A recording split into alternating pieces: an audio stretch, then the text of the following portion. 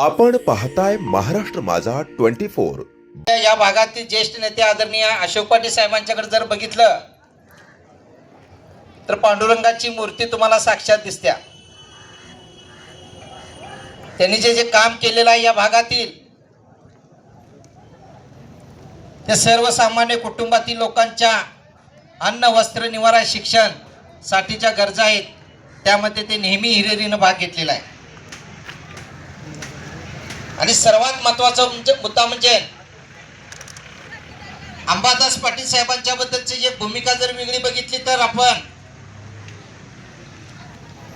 ज्यांच्यामुळे आम्ही इथं बोलायला उभं आहे ते खरे म्हणजे देशाचे सैनिक असतात।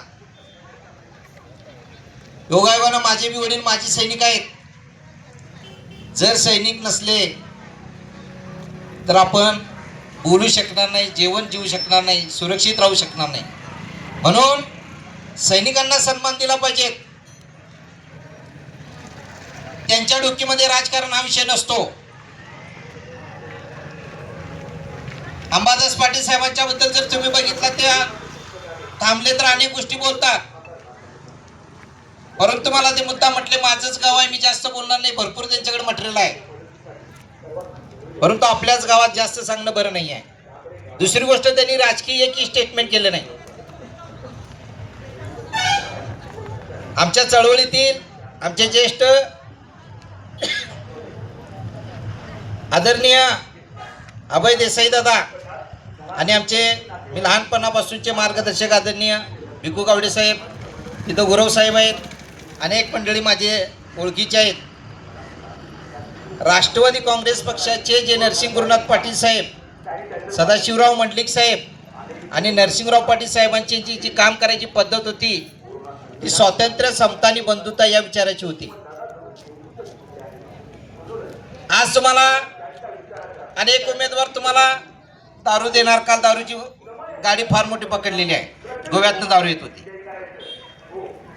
काही जण तुम्हाला साड्या देणार, विशेषतः महिला भगिनींना माझी एक विनंती आहे, ज्या तुम्हाला साड्या आणून देतात त्या नव्या नसतात। मी महाराष्ट्रामध्ये अनेक ठिकाणी आमचा पक्ष असल्यामुळे फिरायचा योग येतोय। कोल्हापूरमध्ये जर गेला तर गांधीनगरमध्ये एक कारखाना आहे, जुन्या साड्यांना कलर लावतात, तिथे देतात।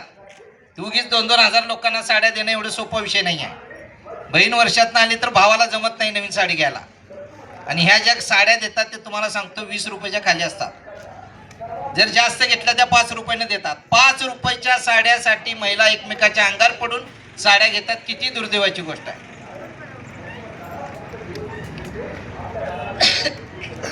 आपण डॉक्टर बाबासाहेब आंबेडकरांनी मताचा अधिकार दिलेला आहे आपल्याला। तुम्हाला पैशाची पाकिट येणार, पैसे देणार।